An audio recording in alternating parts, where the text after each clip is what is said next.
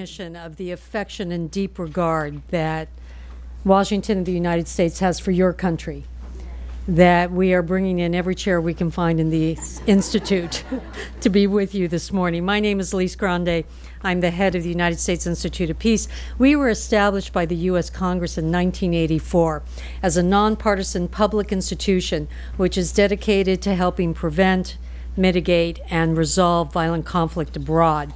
We are very pleased, it's an honor, to have the opportunity this morning to focus on the critical issue of the timing of future elections in Ukraine in the midst of Russia's brutal invasion, and also to take the opportunity this morning to discuss how Ukraine can safeguard itself from Russian disinformation tactics that target its democratic institutions. It really is an honor for the Institute to co-host this special event with the International Foundation for Electoral Systems and the National Endowment for Democracy. We are also honored, delighted to be here today with Ambassadors Makarova and Ambassador Bill Taylor, to have the board chair of Opora, Dr.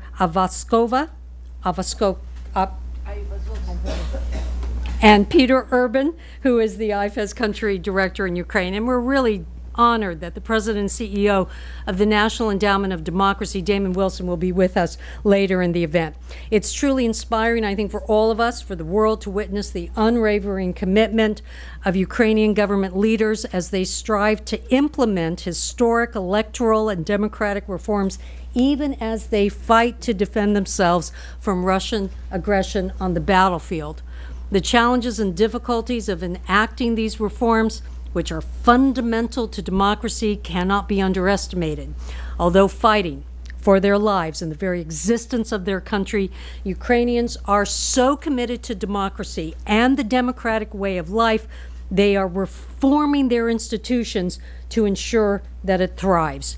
We hope today that we learn about the challenges that are facing Ukraine and what all of us, international institutions, what America can do to support Ukraine's leaders as they work to strengthen their democracy and create a future in which competitive, fair, and free elections in Ukraine are possible. Ambassador, with your permission, may we invite you to the stage. All of us know that the most distinguished ambassador currently serving in Washington is the ambassador of Ukraine.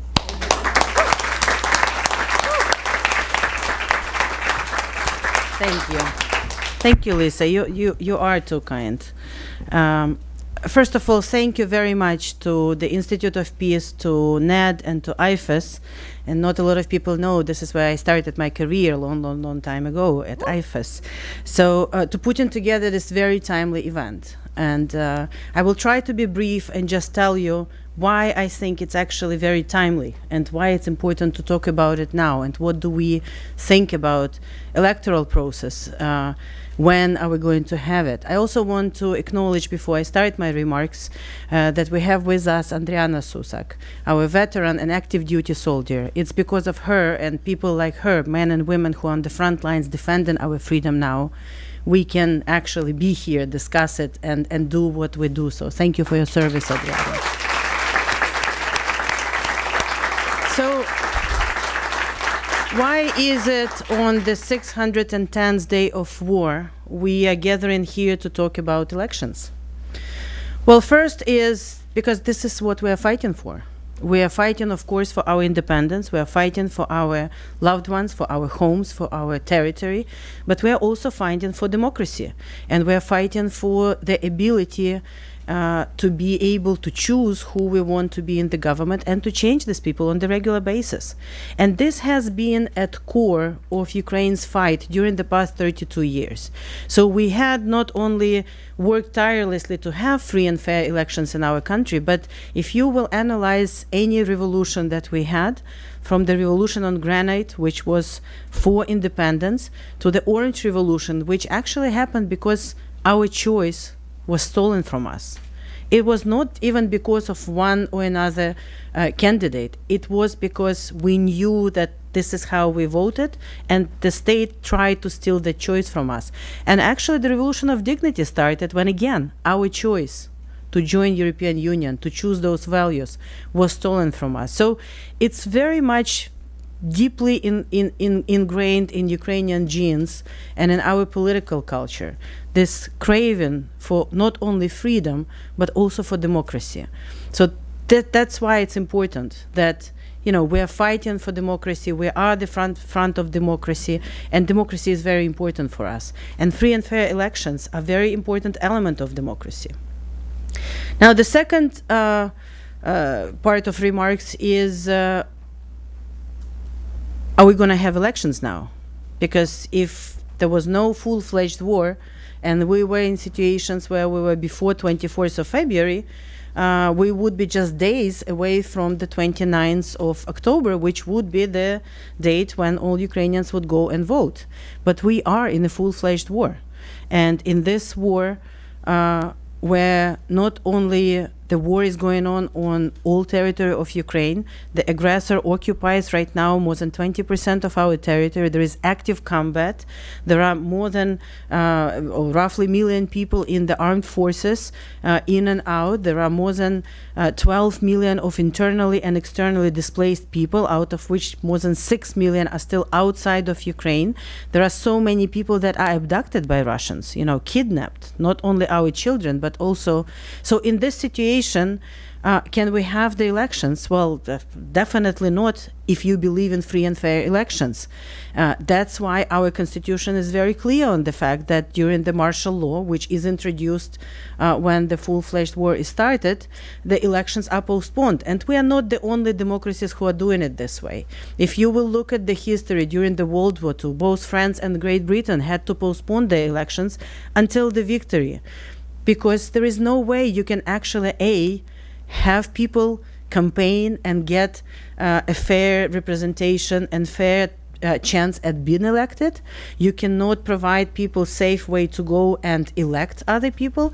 You cannot provide, you know, the credibility of the process during the war.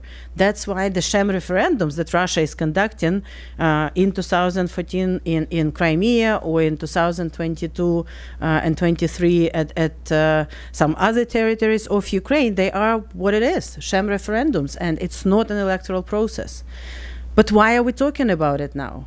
Because as with everything else, of course, the priority number one is to win, and to win the war. And that's why, you know, the priority number one is weapons and financial support to Ukraine and more sanctions and isolations to Russia. But we also are thinking already how to win the peace. And that's why we're conducting all the reforms. That's why we're doing the reforms in judicial system and anti-corruption and the regulatory and other economic sector reforms. Because we know that in order to be able to win after we win the war, in order to be able to attract the business to come, in order to be able to be open as an economy, as a society, for everyone to join forces in rebuilding Ukraine, in order to be able to deliver to our people, we have to do it now. We have to prepare for that. We have to conduct the reforms now. And the same is true about the election. We cannot rest until we win. So yes, the elections are going to be when we can ensure the free and fair elections, but we should prepare for it. That's why at the embassy we are doing a lot in updating our registries and trying to get in contact with everyone who came here on different programs, and it's the same throughout the embassies, throughout the general consulates. That's why the Electoral Commission and the Parliament is working on whether we need to update the legislation. That's why we need to discuss what do we need to do better, how do we need to restore the process after we win, so that when that happens, and we have no doubt that we will win, we are prepared, we are ready, and we will continue as a European democratic country, hopefully soon member of the European Union and NATO. So that's why, again, I want to close with saying thank you for putting all your energy, brains, and efforts into this discussion. You have a great panel of discussants, and I'm sure you will learn a lot and you will enjoy a lot, and we will get more people to work on it. But let's also, if I can walk away with one message, is in weapons is what we need for free and fair elections now. It's the most critical need right now in order to be able to win faster. And if we can do that and we can liberate our territories faster, then we can move from discussing on how we will do it to actually doing it in the future. Thank you very much and have a great discussion.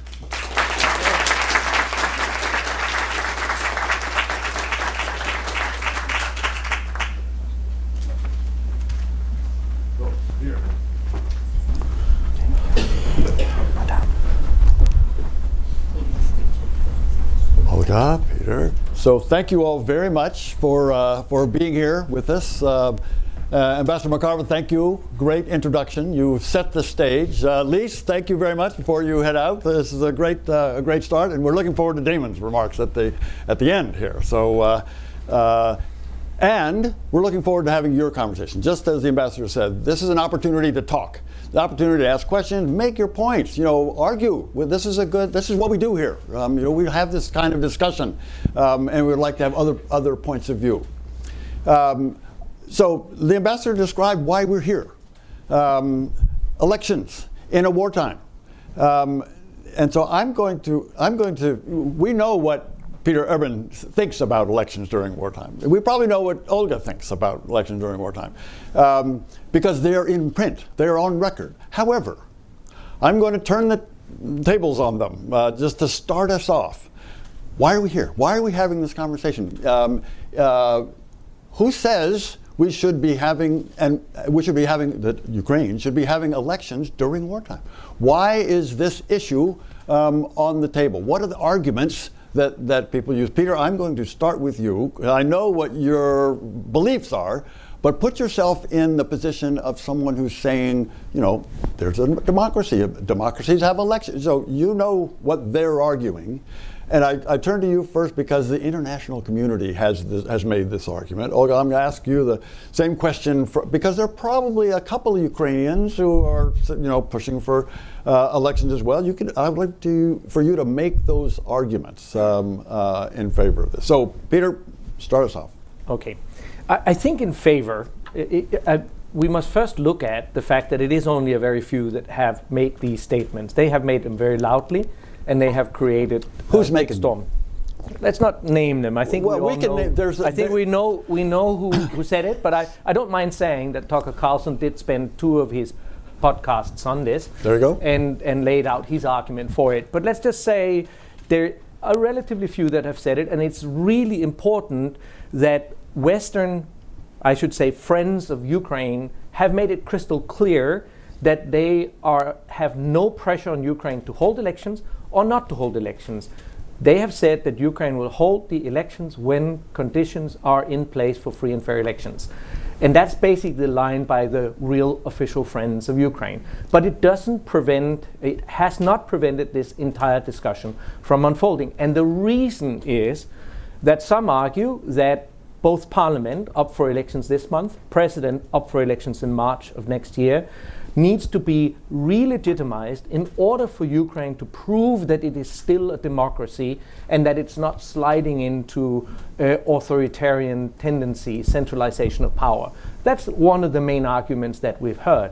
Another argument has been, admittedly, that next year there's elections in Russia and Putin might be re-elected in what I would also call sham elections, and that Zelensky might need to also be re-elected for those 2 leaders to be held up to each other. I think we can all agree that that's a ludicrous argument, but it is another one which is being made for Zelensky to be able to have that renewed and prolonged with 5 additional years mandate moving forward. So there have been, I'm going to come to you, but you're right, there have been people who've shown up in Kyiv, have had meetings with the president, have come out, and these, I will say, because they're in Kyiv, they're supporters. They're supporters. I mean, they want Ukraine to win, just as the ambassador said. And they're convinced they will, and they're going to help get the weapons that the ambassador's talking about. So I'm talking about senior U.S. government officials from the Senate. Let's just be clear. One. And so what's his argument? What is he? Why did he come out and you're not in his head? But why would someone come out and say that kind of make that suggestion? Well, he basically said that Ukraine, to prove that it's a democracy, needs to have its elections, even if during wartime. That was the statement. He made it twice. But again, I do think that if you look at this in a more nuanced manner, the statement is correct insofar that Ukraine must have its elections. The ambassador said so herself. But for those to be legitimate elections with credible outcomes, there needs to be different conditions than we see right now. And I think, in fact, it was impressive how the ambassador laid out the issue and pointed out the reasons why elections in the current state of war is very, very difficult. We're going to come to this. We're going to come to those arguments. So I'm sure we're going to get to those. Oh, so Ukrainians. There are a couple of Ukrainians. You've talked to them. Several people in this room have talked to them that say, we should have elections sometime soon. And they make the same argument that Peter just made. That is, we're a democracy. We have elections to choose our leaders. Making this is not your case, I understand, but making their case. How do they make the case that we should be talking about this election? So first of all, I know names of Europeans and Americans who promoted the idea to have elections during wartime, but I can name leaders of Ukraine, and when we speak in opposition, civil society or ruling party, which supporting publicly for having elections during wartime. And this is unique moment for Ukraine because there is consensus between society and politicians from different camps do not have elections, but working on the preparation, because opposition looking for opportunities, they will not have any resultive process for them if elections will have during half a year, because it will not be competitive, they will not be ready to participate. The same or not the same story for president, because he may have benefits from early elections next year because his rating is very high. But what about parliament? Parliament is under is defended by Ukrainian constitution for sure, do not have an elections during wartime. And that's why president as a leader doesn't need to have re-election just for himself. He needs big group of politicians which will support him in parliament. So it will not be very useful for him personally too. And civil society is on the side of the details. Devil is always in details. When we are speaking about formal voting, of course, Russia had and will have elections. Belarus had and will have something like elections. But we don't think that they are democracies, And that's why voting is not about democracy. That's why civil society don't want to use double standards during wartime for having free and fair elections. We need free and fair. We don't need just election, just voting process as USSR had. And that's why we are working on agenda, how we can promote and support democracy without formal voting even during wartime, because we have a power. And there are many NGOs representatives, and Adriana here, and she was a civilian many years ago, but now she is servant to her country, and such people as she is needs to participate, not just for formal voting process. Maybe she will be political actor very soon. Maybe she wants to promote the security and agenda for defense system in Ukraine. And this audience in parliament, why she can't participate as a candidate? Because she has another priorities now. She needs to serve her country to defend the territories. That's why my short answer after all of these sentences, we have unique moment with consensus between separate groups which are thinking how to build democracy during wartime and how to have free and fair elections when it will be possible. Oh, thank you. That was a great response and a good introduction. Let me recognize again and ask Adriana, Sister Arakta, you've been introduced twice now, Adriana. Senior sergeant serving in the Ukrainian military, joined in like 2014, wounded last year. amazing. Yeah, I won't go into the details, but Adrian, we're very pleased to have you here, honored to have you. And you please. There you go. Richard, thank you. I will sit. Please. Thank you very much. I'm Adriana Rechtel. Let me introduce myself. I was not born for war, and I was not dreaming about military career. But in 2014, when Russia invaded Crimea and occupied Donbass, we were just the activists on Revolution of Dignity, and we were fighting on Revolution of Dignity for freedom, democracy, for future of Ukraine. And almost all the activists from Revolution of Dignity, we joined the armed forces of Ukraine on that period of time, and we were moving to Luhansk and Donetsk region. And it's we are talking now about democracy, but about voting. And my first experience of voting on the front line was in 2014, when the presidential election was on 25th of May. We captured 13 Russian guys with gun. They were just moving to the polling station and beat people and take the bills. And it was like our first operation of military civilians on that period of time. And it was very interesting because on that presidential election, the activists who were fighting for democracy and best future for Ukraine were on the front line after revolution, and we were not voting on that period of time, but other people have. Now 2022 changed also the same situation. Almost all the public speakers, civilians like activists are now mobilized to armed forces of Ukraine. And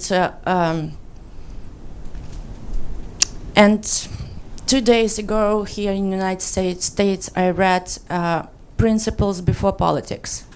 Our principles of armed forces of Ukraine is to save democracy, to protect democracy, to make democracy live in Ukraine, and then to make the chance to blooming and to have a future for democracy in Ukraine. Now the situation on the front line is very hard because the first line is burnt, heated. Russians heated not only military, like the first line of fighting, but also civilians, building hospitals and others. And I can't even imagine how we can vote on the front line and how civilians can vote on the front line. Now activists are on the front line, their families are refugees in different countries, and these civilians will not gather for voting because they are afraid, because Russia uses cruise missiles to hit the houses or the places where people gathering. We saw this just a few weeks ago in Grozny, in Kharkiv, where they hit it, where the funeral was, and it was like every third person of the village. Yes, we can speak about digitalization, but internet or Elon Musk, they gave us this Starlink, they are not working on the first line or front line because it's forbidden territory for Starlink, and we are without internet and without connection. We military today in Ukraine, the highest rank of hopeness of civilians are for military forces in Ukraine, and if military will not have a chance to vote because military are fighting for democracy, then what's the meaning of democracy in Ukraine is? And military are activists. Military are going to fight not only on the front line, but other in advocacy campaign, in reform sector, and others. As before 2022, after demobilization in 2014, I became an activist in Ukraine. I became a chairwoman of Ukrainian Women Veterans Movement. We changed legislation giving an opportunity for women for equal rights in military service. We also were in the peace building processes. In 2018, it was the first time when I've met with women from occupied territory in Turkey, and we were talking about peace, about democracy, and I can say that occupied territory, it's not about democracy, it's not about freedom, and it's not about the chance given even to speak about principles of life, rule of law, or something that democracy deals with. That's why I'm asking, to support us in fighting for democracy now, and then we will give a chance for democracy to live in Ukraine, and you gave a chance for us, for activists who are now dying for this democracy, just to be the part of this democracy. Thank you. Thank you.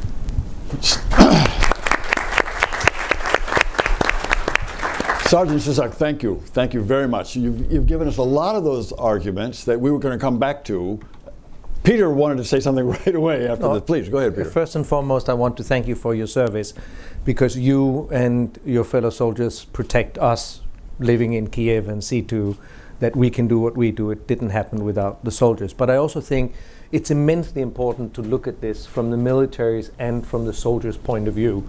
I mean, I think we can all agree it's a slight insult to the army and to the soldiers that some may argue that Ukraine is no longer a democracy, while at the same time thousands of soldiers are dying all the time in defense of that very democracy, for that very freedom. And that's actually something that saddens me in this whole dialogue, that there is this question, that some question Ukraine's commitment to democracy, because I think that is what soldiers are dying for.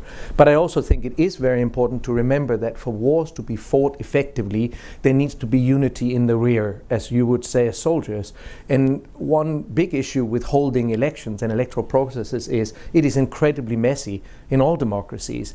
It means that politicians turn their attention to win their campaign, to win their seats, to do political campaigning. It interrupts good governance, it interrupts service delivery and so forth. So I actually think that from the military and the soldiers' point of view, it's a reasonable request that there is quiet in the rear and that there's unity and support for the fight that happens on the front line. I would think that if there was parliamentary and or presidential elections, this would be a very, very difficult period also for the soldiers, who needs the rest of the population to be united behind them. So I think this is an important argument, and in fact we owe that to you and to other soldiers in Ukraine.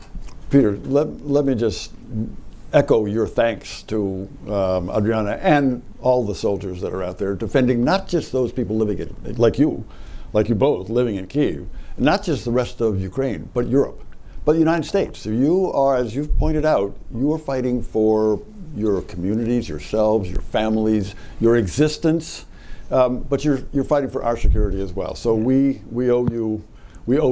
We have a big debt. You've made on Peter's point about elections, and Peter knows something about elections. So I've worked with Peter Urban in many difficult situations, not just in Ukraine. I think we may have met in Afghanistan, and he's run elections in Iraq, and so he knows about elections. And his point about elections being, by definition, divisive. That's, there's one side and there's another side, or several sides, and they argue against each other and they point out problems. And the important thing that the ambassador led off with, the first priority is winning the war. And to win the war, the international community, Ukrainians need unity. No, that's exactly right. Okay, you've made this point as well. Any thoughts on, so we have two people who know a lot about elections and democracy. You've observed a lot of elections on this thing. Thoughts on this question of unity that both Adriana and Peter raised? So I observed the election with Opora, and Opora observed with me, and we are a big team in Ukraine from 2006. That's why I remember how election looked like after Orange Revolution, because I was an activist on those days, student, and I fought for democracy on the Maidan. And then I became a member of election commission. That's why I know from the ground how the process looked like before all reforms, international support, plan of that realization, and so on and so forth. I remember the days when it wasn't important what society think about political agenda, about political actors, and so on and so forth, because it can be like a devil's agreement between authorities, president, his administration, militia, which is police now, and so on, and everything was happening according to their plan, except one. When people came to the street, nobody could stop that, because if you have millions of people which fighting for free and fair elections, not for money, not for social payments, for free and fair elections, and they staying there for months and months during very cold winter in Ukraine. We have minus 20 degrees by Celsius sometimes in Kyiv. So it means something. And why the plan of Leonid Kuchma, the second president of Ukraine, or Yanukovych, didn't realize in reality? Because there is a society. So there is a society with strong already a body, which has understanding how to deal with those who wants to use, formal process for their needs. Who have money, like oligarchs, for paying to increase capacity of political groups and political parties, and just to take a power. But there is a nation. It's named Ukrainians. It doesn't matter what ethnic groups we are representative, but it's Ukrainian which fighting for democracy, and fight it not once. And when you are asking how the process may look like in the future, first of all, we want to have very honest talk with our partners. Many of those who did the statements that Ukraine needs to have elections were not on detail.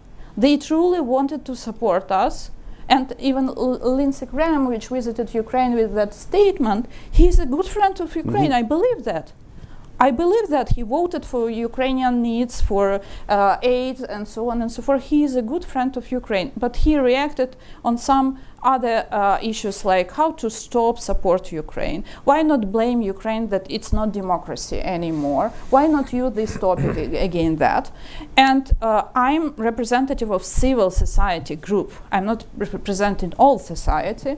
And we gather in more than 200 NGOs, entities, who had some internal dialogue. What is our list of argues? Why we need to be honest with the friends which want to support Ukraine, but sometimes moving a step back from their reality. So, and the first argue why we presented this statement from civil society, I believe it was powerful, that when you don't have any predictability about security, and nobody can guarantee that these territories or that polling station will be under the security guarantees, who can start the process? If you don't know how to the end of the process, you can start, because you waste time, money, lives, and at the end you will delegitimize branches of the power which still in their offices, so-called new elected groups, because the level of turnout will be very low. If Russia will organize full-scale attack, ballistic attack against Ukraine during one day, turnout will be 5–10% for sure. We try to organize event roundtable in Sumy, Oblast Center, very close to the border, and the problem is then when alarm is happening, it means that everything done, because it's so close to the border that, first of all, rockets are targeting buildings as civilian infrastructure, and then alarm is ongoing. So what about that? What about people's life? Adriana mentioned that village, 30% of members of community were killed by one rocket, which was targeted to this building, because those relatives with Russian special groups knew that people will have a meeting there. So it's about security. And if everything like that is unpredictable, and you may have 5% of turnout, just imagine what will be the level of legitimacy of this process and the result of the process. So this is the first question about security, and we need to be adult. We can't be a child, that everything may happen in a worst scenario, according to the worst scenario. So the second question is about legislation. So unfortunately, we are not ready. We have a great developed electoral court, not perfect, but we worked very hard on it for 10 years. I'm a very old person. I remember each of the meeting of this. I'll be according to official dictionary, working groups. It was hundreds and hundreds and hundreds of meetings before Parliament voted for it, and we have electoral court. But good luck. You can't organize during wartime or post-war election according to civilian legislation, because first of all you have to think how to develop process with all protocols about security first, then how to emerge the process if something will happen according to the worst scenario. But for post-war elections, we need to change everything, because we have so many people abroad, we have so many internally displaced people, we have million of soldiers now which are serving. My husband is there, his brother is there. So it's very difficult to accept that we have to think about soldiers, not first of all, but in between, because it's a part of our elite. And according to Opora's analysis, we have not 6 million of Ukrainians abroad, unfortunately. More, 7 million, almost 200,000. We are working not only with officials like border services and so on, or UN, which use their own methodology, but it's not valid too much. So it's not real.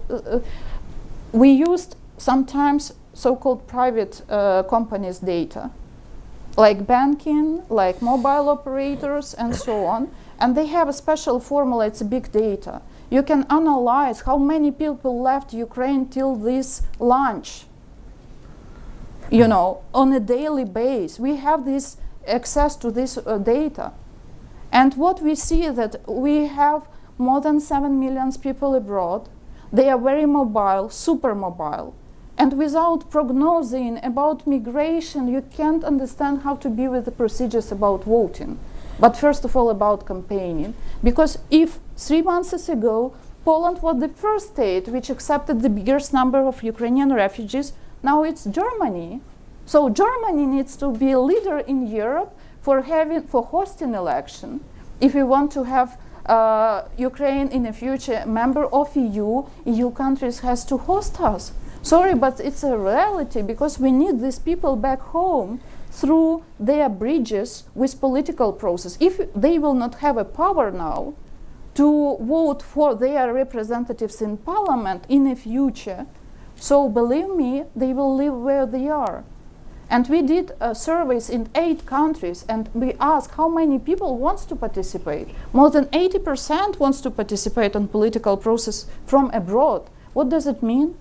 That they want to stay Ukrainians. They want to be a part of political process. And I'm proud of that. We need to form the right, practices for that and legislation. So Ola, let me just follow up on a couple of things that you said. You had a lot of good arguments there. It's not all. I know it's not, and we're going to come to those. We'll have an opportunity, and people in this room will have an opportunity to push you as well. But I started off asking you kind of what do Ukrainians think, and you described this letter that non-governmental organizations, civil society put together, 300 organizations. More than 2. More than 2. It's a lot. And they made the cases that you just made. Let's follow up on one and ask Peter about this question that you just raised, Peter, on refugees. There are 6 or 7 million Ukrainians abroad. 7. Is that right? 6 or 7? Yeah. More than 7. More than 7. And they are in Poland, and now even more in Germany, as Olga just pointed out. You've done elections, and this is not the first time you've had to think about refugees or people, citizens of one country outside of that country trying to vote. Can it be done? People talked about, can you vote online? Can you mail in votes? We were starting to do. What are the challenges there, Peter, and can they be overcome?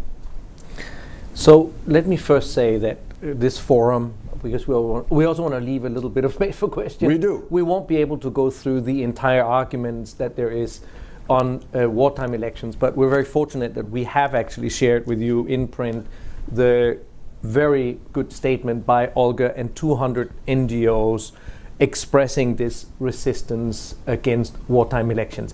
I'd also like to add to that just quickly that there has been 9 surveys now where the public has, in representative samples, been asked whether they want elections during war, and 65 to 80% have clearly answered they cannot see elections happen during war, and we only have 5 to 10% saying that elections should happen. And I think some should listen to the Ukrainian public in this regard also. So civil society and the Ukrainian public are absolutely united against the holding of elections during war, because they simply can't imagine that elections would take place at the same time as missiles and drones are flying over the country. But the case in that is well laid out in the statement, and it is available to all of you. Now, the important part is now, if there weren't elections during war, then what needs to happen for Ukraine to further fortify its democracy? And I say further because questioning Ukraine's commitment to democracy is semi-ludicrous. Since 2014 and all the way to the war started, we have seen an ever stronger democracy. We have seen ever better elections, all the way up to 2020. And all observer reports recognize that the elections have been improved for every time there was one. In fact, Ukraine can pride itself with the fact that it handed over power from one president to another without any challenge. Nobody blamed the machines or said the results were fraudulent. Or there was a peaceful transfer of power from one president to the other after a very competitive election. Same for parliament. Ukraine should be proud of that, and we should recognize it. Now, during the war, it is very difficult to continue all the democratic processes we normally have. This is why martial law exists, just like it exists in all of our countries. And martial law dictates some restrictions that make it able for the nation united to fight the war. There are some restrictions on political processes. There are some restrictions on media, and this is only natural. As it was pointed out, happened in other countries also. I was glad the ambassador took up that argument. So this is happening, but even during the war, Ukraine is still a thriving democracy. There are still democratic processes that look after things. Take, for example, the individual asset declaration. A very bad decision by parliament not to disclose the individual asset declaration during the war. What happened? A huge upheaval in society, an immediate signature collection, 85,000 signatures within a week, forcing the president to review the decision that the parliament had taken, and the president helped overturn that decision, and today there is transparency around individual asset declarations. The same happened with financial reporting of political parties. The political parties somewhat, should we say, resisted restarting transparent political reporting of their finances. Huge upheaval, lots of pressure, international friends pressures inside Ukraine society. Today you can go online and you can see the finances of political parties on the online system that, by the way, IFES has helped establish together with the Ukrainian institutions. It's there. There are very healthy democratic processes in place. However, there are still needs, and you will see the Ukrainian public. There was a survey yesterday where the dissatisfaction in the Ukrainian public on the speed of reform is expressed. 70-something% said reform wasn't happening fast enough. I'm not surprised. Reform is happening.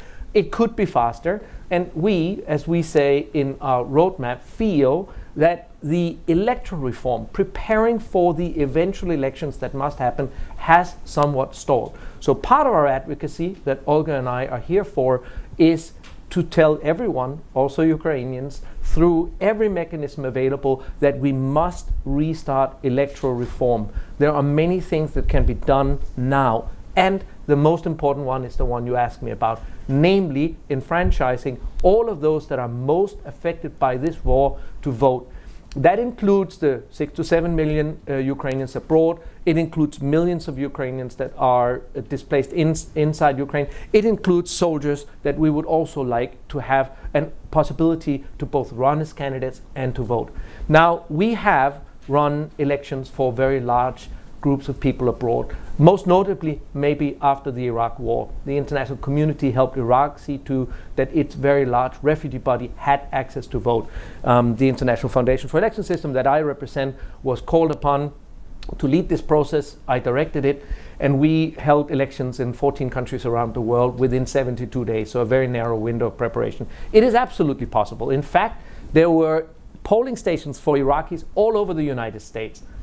And there were polling stations for Iraqis all over Iran, and United Arab Emirates, and Syria, and Denmark, and Sweden, and many countries throughout the world. And that election took place and it worked well. But the legislation is not ready in Ukraine to do this. There has been no progress on considering how should we hold elections for the people abroad. Currently, the legislation only allows for voting on election day in diplomatic representations. And obviously, we can all see that those that are in Poland will not fit into the few places, 4 places in Poland, that currently are allowed to hold these elections. Olga has calculated that we need 400 polling stations throughout Poland and thousands of polling stations throughout Europe and the United States. That needs to be legislated. IFES has done a very thorough study of out-of-country voting for Ukraine. What are the problems? What are the challenges? Where are people? What methodologies might be available to allow these people to vote? We have made recommendations, but we have not told Ukraine, as we shouldn't, which of these recommendations to take. We need Ukrainian elites to refocus, restart electoral reform, and answer a range of issues, including the biggest of all, how we make people that are displaced vote. This is also why Olga and I, last week, in preparation for this visit, released our joint roadmap, which lays it out very clearly what are the main things that need to happen for Ukraine to prepare for the best possible elections when conditions allow. And these should be elections, the ambassador said it well, that are least disruptive of the fundamental rebuilding of Ukraine that must take place. Elections in the middle of rebuilding a country after war is a very, very difficult thing to do. So we need to prepare well. So what we call upon Ukrainian elites to do is to restart and work hard on getting ready for these elections through electoral reform, including legislation that allows for Ukraine to vote all over the world. Thank you both. One last question for me, and then to the people in this room who've got questions about these elections. Some of the arguments are that, well, in the United States during World War II, you knew this was coming. Mm-hmm. We had elections. Now, they don't say, but we can recognize that in Europe, they didn't have elections during World War II because that's where the fighting was. Now, that's probably part of the answer. But what do you say, Olga and Peter, both? You may both have views on this when they say, well, the Americans had elections during World War II. Why don't you have them in Ukraine? World II happened many decades ago. So, and we have more challenges that we had before. It's about soft power, it's about cyberspace, it's about physical insecurity and so on. But sorry, you didn't have rockets and ballistic attacks here in the US. That's why it's not a case at all. Even in UK, it was like political consensus, do not re-elect all parliament, and they had the same parliament for 10 years. I don't want to have the same parliament for 10 years, but I have to serve my democracy to have their realistic, active political process when parliament will play a role. Not will be just a puppets of someone without any capacity to build democracy in Ukraine, to promote programs and solving the issues with post-war Ukraine. And I don't want to have uncompetitive presidential election because president will win for 100% if elections will happen next year, because of high level of support him personally, because of unity of nation, and so on. But it doesn't mean that it's a good scenario, because I believe that through political competition, he will have a right to use this mandate during the next 5 years. Without political competition, he will take all responsibility about win-win story, about losing the territories, about losing the lives. And then people have to say, are we going to give him more 5 years in office or not? So if presidential elections will happen next year, we will have the same president for 100%. And I'm not sure that it's about debates, discussions, democracy, and so on. That's why what's happening in Iraq, Afghanistan are very important as a cases. But Ukraine became electoral democracy with the same level of the capability as very well developed EU countries. According to the Economist ratings, Ukraine has a higher score than Poland, Hungary, and many other EU, not many, but some other EU states. So what we had as a strong position in Ukraine, comparably to a rule of law issue, that we had political competition when nobody has all power, because they knew that people will be active for sure. When Kuchma, Yanukovych wanted to stolen the right of people to have influence, because elections is about influence. It's not about ballots. Let's be honest. When they tried to stolen this right to manage the story, to manage the country, people came to the street. And I believe such personalities as Adriana, we have millions like her. So she may be died a few months ago. She has her health issue now, but she was participating in liberation on Kharkivska Oblast, when all of us, all of our partners, were happy that Ukraine liberated huge territories during days. Absolutely. Now Absolutely. So we have to understand. Yeah. Let's try to use that cases which are relevant to our situation and 21st century. Exactly. Peter, anything to add on that? Then, No, if I and then yield- as soon as you finish, then we'll go to the... Let me yield to the audience. It'll yield to the audience. Okay, very good. All right. Questions for Olga, for Peter? Yes, ma'am. So introduce yourselves, address it to one or the other, and we'll go from there. Do you want a mic? Yes. Thank you, Ellie.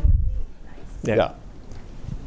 Hello, my name is Dr. Irene Gonzalez. I am CEO from CIFAI.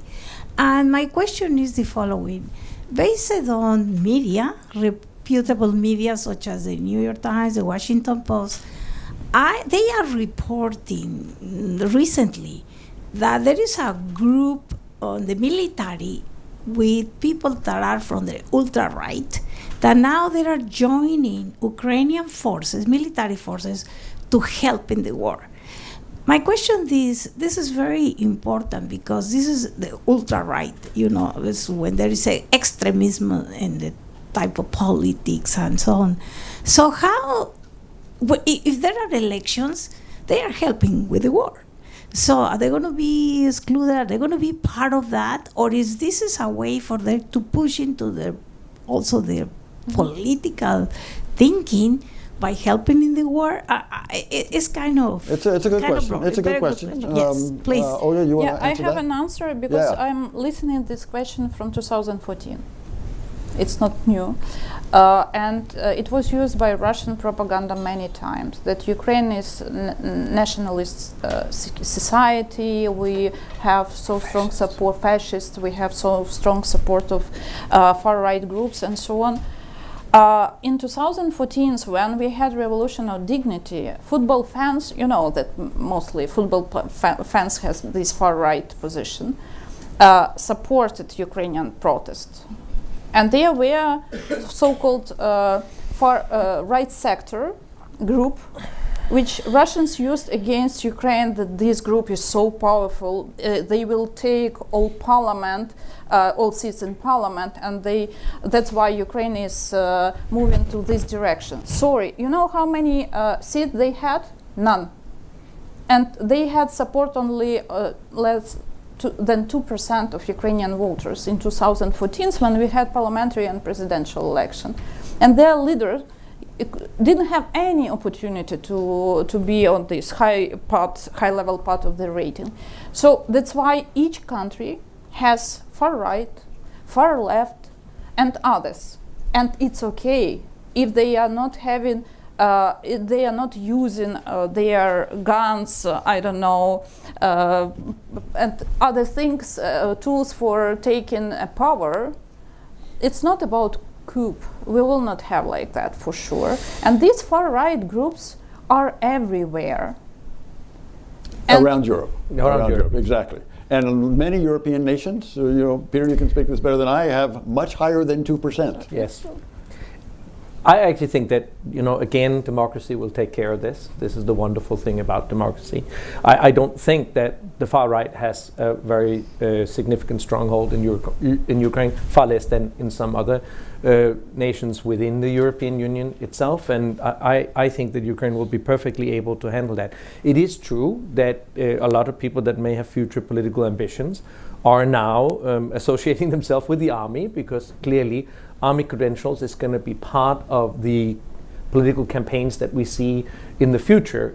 So there is that association, and the far right is not alone. I mean, a lot of people are joining the army now for all the right reasons, and it will certainly be a very strong part of any campaign that they may lead in the future, and that's good for them. I mean, I have no issue with that at all.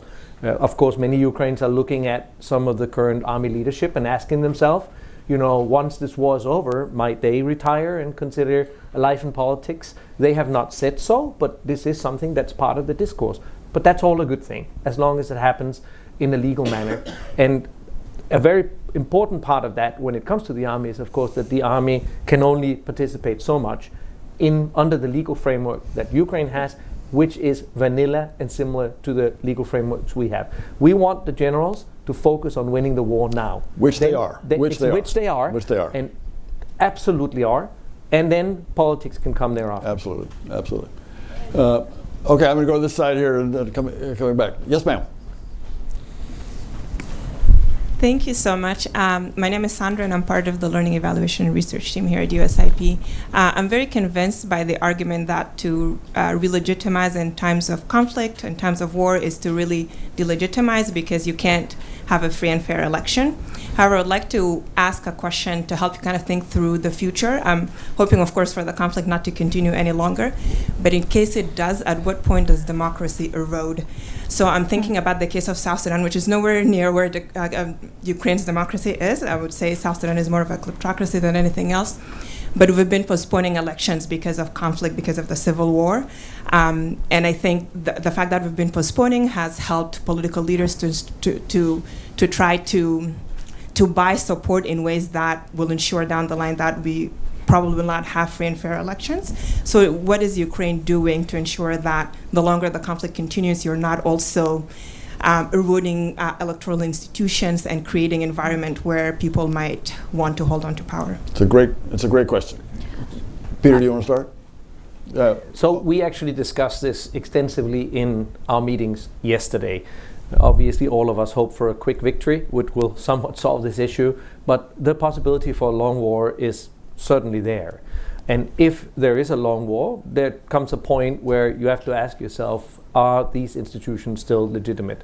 I personally believe it's going to be very difficult for the war to continue at its current significant intensity.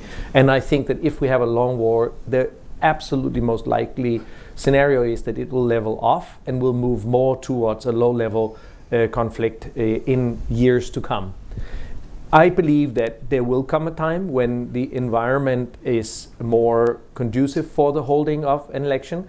And I also believe that if we now prepare as well as possible for all the different mechanisms that are needed for elections during some level of low-level conflict, then we'd be in a much better position. It's worthwhile remembering that from 2014 and until the start of this current war, there was still a conflict in Ukraine. In eastern Ukraine, there was a low-level conflict, and elections could still be held. So I do believe, again, if we get on with electoral reform now, we prepare well, we know how Ukraine can vote around the world, we deal with some of the issues of, for example, voting for soldiers and so forth.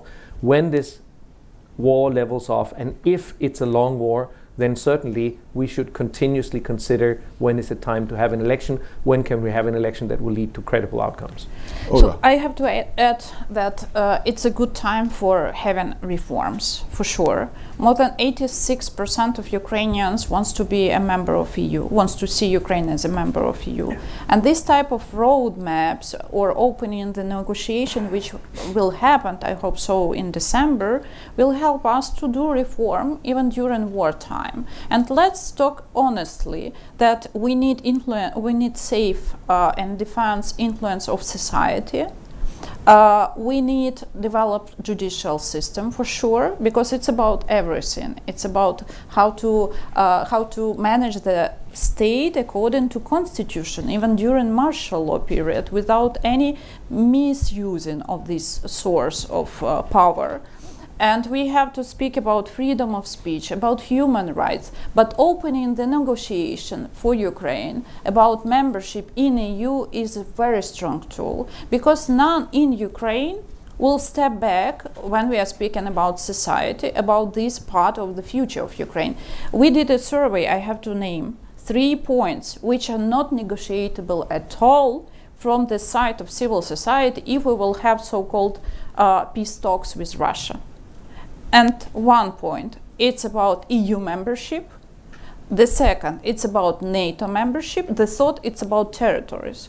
So the total majority, more than 96% of Ukrainians said openly, we not ready to have compromises, but sometimes state has to do step back, for example, to exchange the soldiers in between sides, or having military, having humanitarian corridors for civilians and so on. So it's negotiable. But there are 3 topics which are not negotiable. So if we have already so strong tools for having Ukraine in so-called Copenhagen standards and principles, a framework, it's already working on our side.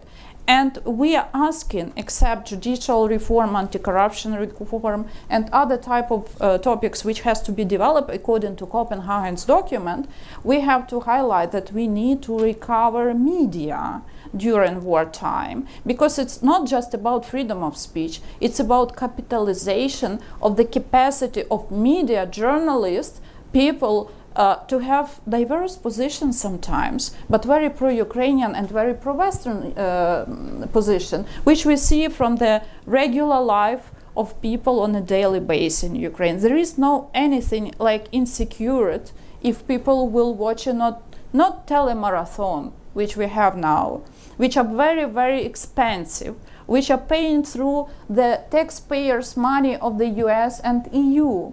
Because you are helping us with financial aid. That's why telemarathon somehow paying through this money too. Let's step back from this practice, it's bad practice. Let's focus on public broadcasting TV, which already was developed, and we need to use these opportunities of wartime to increase capacity of public broadcasting in Ukraine.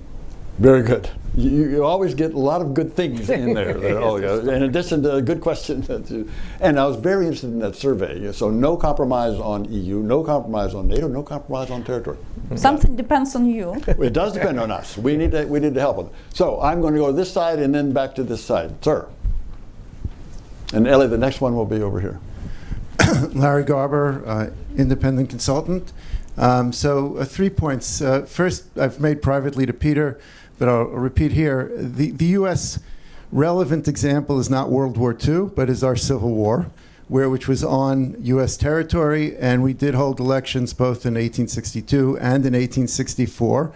And we held elections in which today we all assume that Lincoln won, and it was preordained. It wasn't preordained. Lincoln himself had doubts whether he would win that election. So just as a historical example, it's worth reflecting on that, and particularly if you're talking to American audiences who do have some historical memory, not just back to World War II, but even back to the Maybe not as much as you do, but there is that. That's a good point. Second is, I think, in some ways, again, in terms of a response to the discussion, Peter and Olga and others in the IFAS community and broader have been a victim of their success, because the reflection is that we did hold elections, or elections were held in war times recently, so in the 21st century, and Afghanistan and Iraq are used. And again, we may have created a beast that we no longer control, but again, that has to be responded to, and I think you did a good job of distinguishing between Ukraine and Afghanistan and Iraq, and many of us have doubts whether those elections were worth holding in retrospect, given the circumstances under which they were taken. But again, that's part of the public conscience. So again, just to keep that in mind in the conversation. The third point is, I get a little concerned when you talk about unity of purpose, and I understand that concept in the military reality, but there also is the question of, and the last question I think got to it, is when you give the population, including the people who are on the front lines, the opportunity to voice their views on, whether, we've accomplished our goals, whether we should make some compromises, and how do we know when that time is right? And I don't think there's a precise answer to it, but I don't think it's basically just saying we need unity of purpose as a way to say we can't have elections. I think Peter was getting to it a little bit when we talked about the difference between the type of war that's being fought now and maybe what would be a long war. But I think we need to have specific conditions for when we would say, yes, this is transformed from a context in which we don't think elections are wise to a time when elections are maybe necessary. Larry, thank you. Even during war. Very thoughtful points. Any comments? Why don't we You want to take some more? thank you, That's Larry. good. We'll hang on to those. That's very good. Good. Yes, ma'am. Right. Thank you, Kurtika. Kurtika's got the mic for you. Hi, Hang Eva- on to those points. Very good points, though, Larry. Thanks. Eva Busha, Regional Director for Eurasia at NDI. Peter and Olga, thank you so much. Thank you for the hard work you're doing. Thank you for all the analysis. And I wonder if you could take us through, I've been going to conferences recently, OGP in Tallinn and around town. And one of the things that people are arguing is that electronic voting, like particularly the potential of the DIA app for addressing some of the security concerns and also some of the issues around the logistics. Could you take us through the reasons why this is not a good idea and this is not a solution? Thank you. So, Why don't we do both of those? Any comments on Larry Garber and this question about, Peter? So, as to Larry's last point, as I've said, if this is a long war, there's going to come a point where we need to look at what is possible. But certainly, we need to get on with the electoral reforms that will build the basis for the holding of elections under more difficult circumstances than absolute peace. And I'd like to stress again that Ukraine has held several very good elections, even while it was still in conflict in the Donbass. I also must say that Ukraine has extremely advanced public opinion polling. We see again and again that whatever results come out of these representative samples is exactly what happens in reality. So there's a very developed environment, not like some of the other we worked in.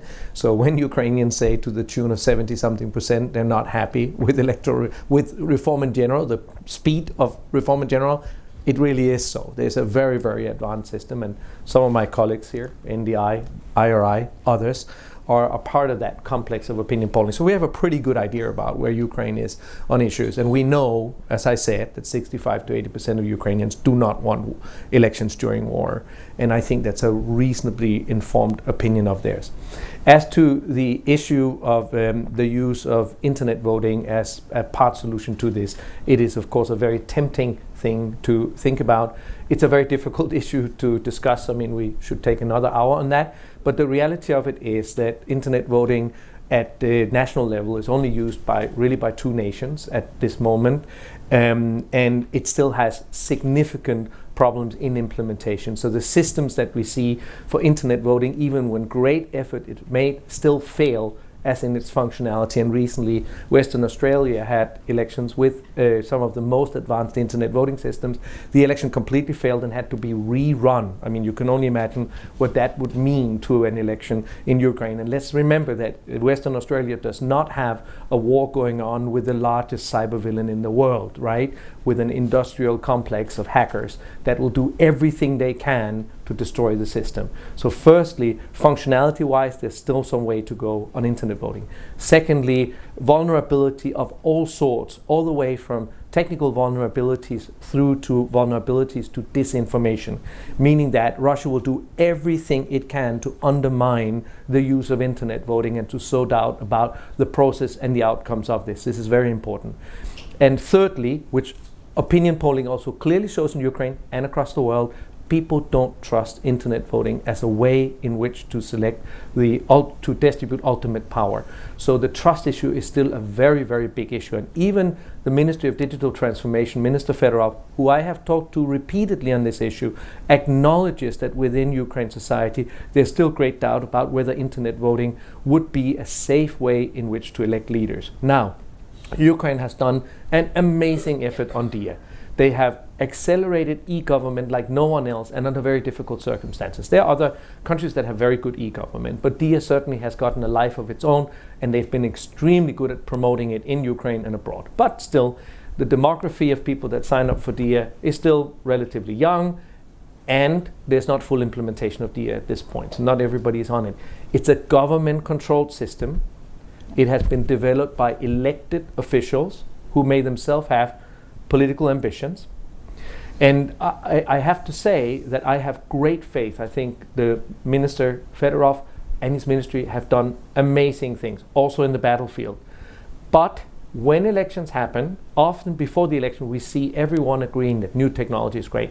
But for all elections, more than half, often 80 to 90% of candidates lose the election. What do they turn around and blame for their loss? Their lack of popularity? No. They find the weakest points they can attack, and what is it? Often electronics, voting machines, internet voting, and so forth. So internet voting is extremely vulnerable to accusations by those that lost. And I assure you that Russia is aware of that and will do everything they can to fuel the fire. Brick and mortar, paper election is much safer on that. And Ukraine has been very good at conducting traditional elections. So I personally think, and we have stated this together, by the way, we have a public statement against the use of internet voting from before the war. It's still 100% valid, that public statement, and it lays out the case on why it's difficult to use.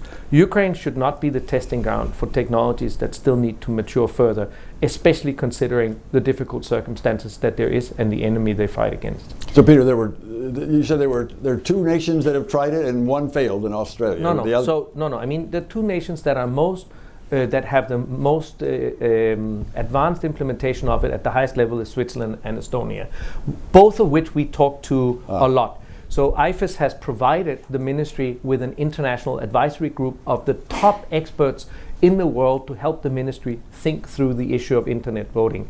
And we have specifically visited Switzerland and Estonia and looked at their examples. And those that are involved in both countries also caution Ukraine against a too rapid implementation. Implementing internet voting is a year-long process with lots of pilots that needs to happen with absolutely no official standing, just tests and so forth. And it'll take a lot of effort to make that happen. By the way, the Ministry of Digital Transformation has told me that they are putting their internet project on hold because they're busy fighting the war. They are behind the army of drones, and if I could choose on any day whether the minister and the ministry would focus on the army of drones or on developing technology that other countries are not using, almost no countries within the EU uses internet voting, then I'd prefer that the ministry focuses on winning the war so that we have a democracy to have elections. Absolutely. Oh, you want to say anything on that? My what I'm looking for when we are speaking about technologies in elections. First of all, we will open Pandora box because it will be one system which can be targeted by Russia or bad people, like, I don't know, maybe Iranian hackers or from China, very well developed in technologies people. And what will happen at the end? We will lose a chance to have new elected bodies because the trust to this process and the results will be very low. It's Pandora box because now we have diversity of the process with polling station, ballots, logistical processes and so on, and it's saving us. It's saving because nobody can target in one day all the system on paper in 26,000 on 26,000 of polling station. It's about diversity. Diversity is better than to have one target, especially on this crucial period. Peter is right that we had to think on the future, but we need so many processes, pilots, and mini projects, micro projects for the future process in elections that we don't have a time now. And hotspot, it's about trust as usually. Just ask this question to Ukrainian opposition. No, they will say no, we will not vote for that, we will fight against that because we don't have any power on the process. We have our observers and members of electoral commissions on the ground. What we will have at the end if everyone will vote through their mobile phones, nobody can observe. We don't have a specialist which will be a part of the team at the end, which can advise each of the steps with these codes and the processes. So we are not going to be a part of this process. Each in Ukraine from opposition side will say you like that. The problem is again that we can be a pilot for world because Estonia is very small. Sorry, I was observer in Estonia in 2007 when they had parliamentary election and they used electronic voting national-wide in the first time. But before they had many pilots. So, and the trust in Estonia to their government is very high. They didn't have experience of fraud. We had many experience with electoral fraud. Russia used electronic voting. So what? It's very difficult to understand what's happening on this shadow box because we see what's happening outside, but inside it's a huge problem. That's why electronic voting and e-voting is not a solution for us now. Just imagine when you here have hotspot and this very hot stage of political discussions and debates between in between political parties, and the question how this post-voting may looks like, who have a right to vote, how to register voters and so on, was very, very well known for us too. Just imagine when you have these hot discussions, propose let's vote through phone. I'm not sure that it will be acceptable for Americans.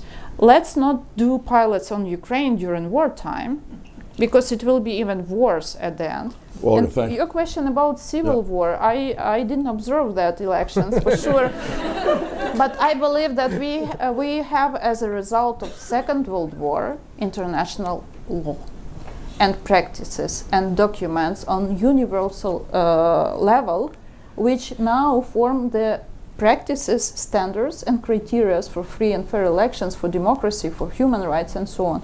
Before we didn't have it. So I believe it was a good point for that more than 200 years history development of democracy, but not now. We have a clear indicators. What does it mean good elections in Ukraine? It's about constitution, it's about big book named Electoral Code, it's about Copenhagen standards, it's about Venice Commission Code of Good Practices, and nobody had it before Second World War. Let's be honest, we are doing level up after that tragical history of the world, and elections what we have in on the 20th century, 24th century are not the same as it was before. I heard that it was a problem here to have voter bribery. I read about that from the history. I'm not sure it's okay for now. True?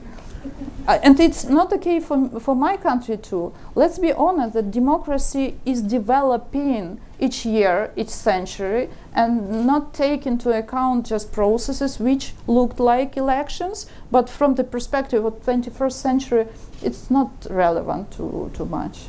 Olga, thank you. Thank you very Because much. war was a norm for world on those days. So I am going to notice the time, and, and I'm looking forward to Damon's wrap-up here. Great conversation, a great set of questions, good answers on those questions. But Damon, as the head of the National Endowment for Democracy, we have IRI and NDI here and other elements of it. I'm very pleased that you can be here. Great to co-sponsor with you, and over to you. Bill, thank you so much. I'll be very brief, but first of all, Peter, thank you for the expertise that you personally, that IFAS brings to this equation to level set around what we see records around the world. Olga, for representing what is so critical here, the agency of Ukrainian civic groups, not just to wait for politicians and government to figure this out, but to lead on this issue. And you've got that track record of credibility behind it, Olga. And Bill, Ambassador Taylor, for your championing of U.S. support for Ukraine's democracy over time. Really, thank you. I'm going to close just by, we heard Ambassador Markarova at the beginning remind us that let's not lose sight. This is what Ukrainians are fighting for. So let's not get blinded by the reality right in front of us that Ukrainians are driven for freedom and democracy. Adriana said, coming from the front lines, that principles before politics. So we see civil society, we see politicians, we see diplomats, governments, international support groups agreeing. It's a mistake to think about this right now. We need to listen to you. We need to listen to that. It's not a black and white issue. It's an important conversation to be had. There are some legitimate discussions and conversations out there about this. At the same time, we also need to be prepared, be careful. There are those who do not believe that Ukraine should defeat Russia. There are those that don't support international support for Ukraine. And there are pretty sophisticated misinformation, Russian information campaigns that are looking for the weak points to leverage and cudgel against to undermine the support that is required. And this is potentially one of those issues. So it's important that we have an open, honest conversation. We face the reality of the issues, but we stay laser focused on what we hear from Ukrainians that have sacrificed so much for democracy. I think we have seen Ukrainians demonstrate how far they will go to be able to determine their own future, from an Orange Revolution to the Euromaidan, to what we see in the defense of freedom today. I think your desire for democracy cannot be questioned. We do have IRI and NDI with us, even in their own surveys. I think you've mentioned it. Sometimes it's over 90%. Sometimes, depending on how you ask, over 60%. It's pretty clear that Ukrainians today feel that this is not the right step for democracy to have elections at this moment. They recognize that this war is about the freedom so that you can have credible democratic elections going forward.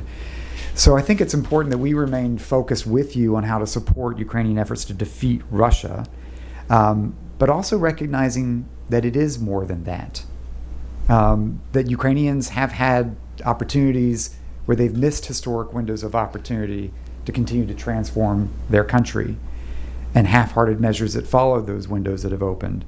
And I think what we feel and see from so many NED partners, so much of the energy of civic society across Ukraine today, is that resolve not to miss this historic and painful window of opportunity to emerge from a painful war, but to emerge not only as a free nation, but to emerge as a much stronger democracy. In fact, to emerge, I would argue, as a moral democratic superpower because of the sacrifice Ukrainians have made. And so there is, in some degree, a singular focus on how to win, but it's also on how to win the peace. And that's what so many of our partners are doing right now, how to lay the foundation today so that Ukraine's victory comes out as a foundation for a much stronger democratic future. And that does include serious work and building consensus on what it means. How do you prepare for credible elections? What are lessons learned from other conflicts? How do you think about this as the war, if the war drags on, if it enters a different type of state? These are going to be serious issues. But the point is no surprises. A surprise announcement from a government would be disastrous on this for the unity that is the purpose that's needed. But working to build consensus among civil society, political parties, those that would be candidates, the governments, on when those conditions come together, when that makes sense, and gaining the backing of international democratic supporters who will have to help with the financing to execute this. So the endowment has been with Ukrainians in dark days. We started our support for Ukrainian civic life in 1989, before the independence of Ukraine. We've seen difficult dark days with our partners around the world, and we've seen how civil society has risen to the challenge. Our core institutes, others representing labor, business associations, independent groups, to work to safeguard their own freedom, to build the integrity of democratic processes, and really to push Ukraine to meet and start to exceed international democratic standards. So I think I would just close by saying many of us here in this room, certainly in the endowment family, we're going to stand by your side as you figure this out, knowing that the most effective accountability mechanisms will be the empowerment of Ukrainian people to hold their own government, their own leaders to account. That's what you're actually fighting for. And we'll stand by your side and support you as you determine that pathway, as you lead the way. So thank you for being here for the conversation. Thank you for hosting us at USIP. It's an honor to be with you. It's great to be a co-sponsor. Thank you. Thank you, Ned. Thank you very much. Thank you. Thank you all for being here. Continue. These guys are not going anywhere. You've got questions for them or for Damon Wilson as well. Thank you all very much for being here.